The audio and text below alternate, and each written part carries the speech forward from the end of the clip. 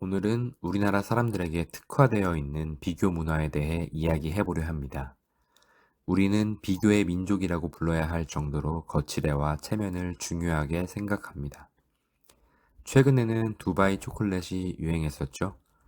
친구가 먹으면 나도 먹어야 할 것 같고 SNS에서는 외제차를 구매한 사람, 명품 가방을 들고 해외여행을 다니는 사람들이 넘쳐납니다. 그런 게시물들을 보다 보면 이상한 기분이 듭니다. 나 빼고 모두 잘 사는 것 같고 나 빼고 모두 부자인 것처럼 보입니다. 괜히 초조해집니다. 왠지 나도 해외여행에 가서 사진을 찍어야 할 것 같고 명품 가방이나 좋은 차를 사서 인증샷을 남겨야 할 것 같습니다. 그래야 뒤처지지 않는다고 생각하는 것 같습니다. 사람들은 유행에 흔들립니다. 심리학에서는 이를 밴드웨건 효과라고 부릅니다.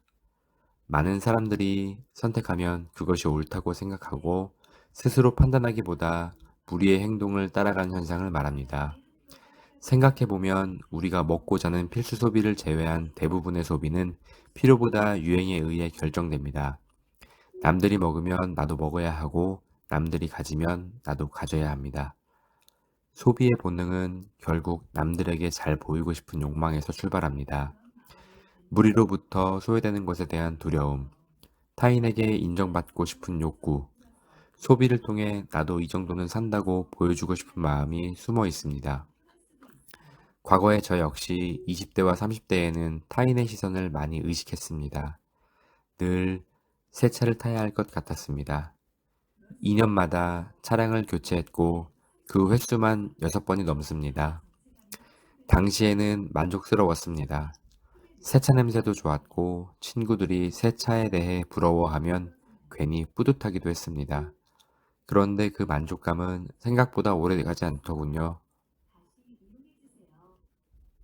몇 달이 지나면 익숙해졌고 어느 순간 또 다른 차가 눈에 들어오기 시작했습니다.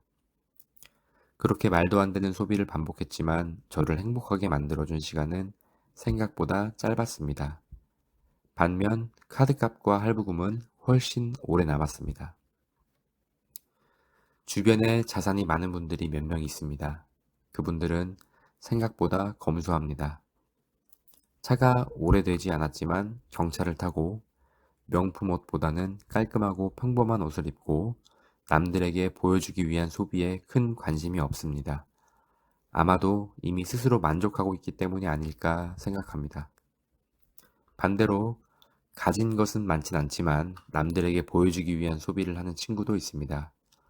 최신 휴대폰이 나오면 늘 바꾸고 계절마다 신상 옷을 구매하고 가방도 자주 삽니다. 딱히 명품을 소비하는 것으로 보이지는 않습니다.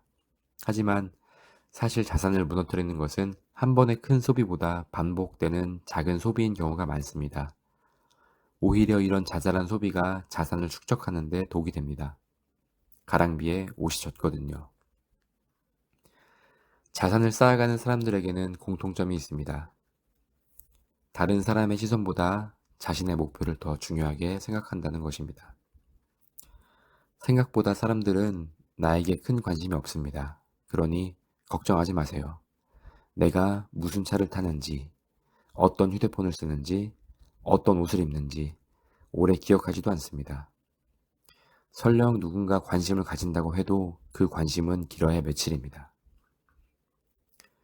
하지만 비교 심리에 의한 소비, 그 대가는 몇 년 동안 남을 수도 있습니다. 저는 파이어를 준비하면서 돈을 모으는 능력만큼이나 남들과 비교하지 않는 능력도 중요하다고 생각하게 되었습니다. 비교를 멈추는 순간 소비가 줄어들고 소비가 줄어드는 순간 자산이 쌓이기 시작합니다. 남들이 무엇을 샀는지, 어디를 여행 갔는지, 무슨 차를 타는지 부러워하지 않으셔도 됩니다. 대신 내가 원하는 삶이 무엇인지, 어떤 미래를 만들고 싶은지에 집중해 보세요. 그러면 소비보다 자산이, 과시보다 성장이, 비교보다 목표가 보이기 시작합니다. 부자가 되는 사람과 그렇지 못한 사람의 차이는 단순히 소득만의 차이만은 아닙니다. 다른 사람의 시선에 흔들리는가, 아니면 자신의 기준으로 살아가는가의 차이도 매우 중요합니다. 저 역시 아직 완전히 자유롭지 못합니다. SNS 속 사람들의 삶을 가끔은 부러워하기도 합니다. 그것도 예전보다는 조금씩 나아지고 있습니다. 이제는 남들이 무엇을 가지고 있는지보다 내가 무엇을 이루고 싶은지에 집중하려고 합니다. 저는 파이어를 꿈꾸고 있습니다. 경제적 자유를 준비하는 과정에서 투자나 절약도 중요하지만 다른 사람의 삶과 나를 비교하지 않는 것, 그것 또한 경제적 자유의 첫걸음이 아닐까 생각합니다. 여러분 어떠신가요? 다른 사람의 시선에서 자유로운 편인가요? 아니면 비교 때문에 힘들 때가 있나요? 여러분의 생각도 댓글로 남겨주세요. 오늘도 경제적 자유를 향해 달려가겠습니다. 감사합니다.